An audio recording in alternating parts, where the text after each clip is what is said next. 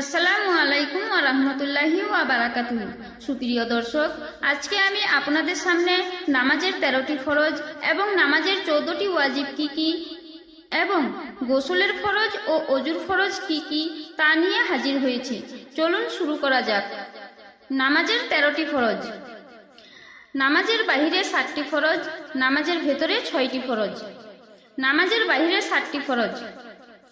1 number শরীর পাক রাখা, 2 নাম্বার কাপড় পাক রাখা, 3 নাম্বার নামাজের জায়গা পাক রাখা, 4 নাম্বার ছতর ঢাকা, 5 নাম্বার কেবলামুখী হওয়া, 6 নাম্বার ওয়াক্ত মতো নামাজ পড়া, 7 নাম্বার নামাজের নিয়ত করা।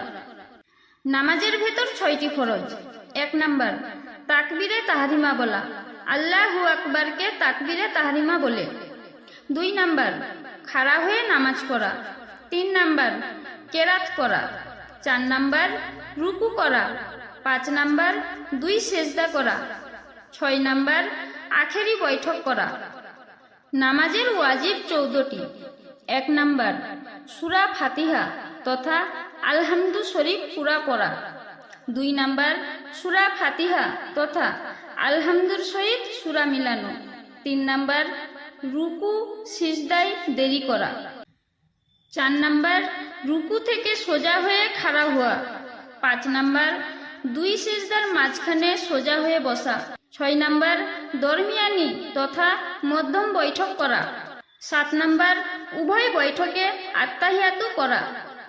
8 নাম্বার ইমামের জন্য কিরাত আস্তের জায়গায় আস্তে পড়া, জোরের জায়গায় জোরে পড়া।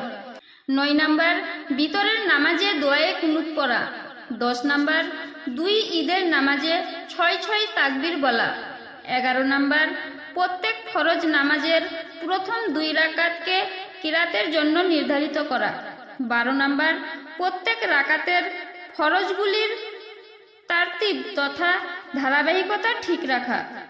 13 নাম্বার প্রত্যেক রাকাতের ওয়াজিবগুলির তারতিব তথা ধারাবাহিকতা ঠিক রাখা।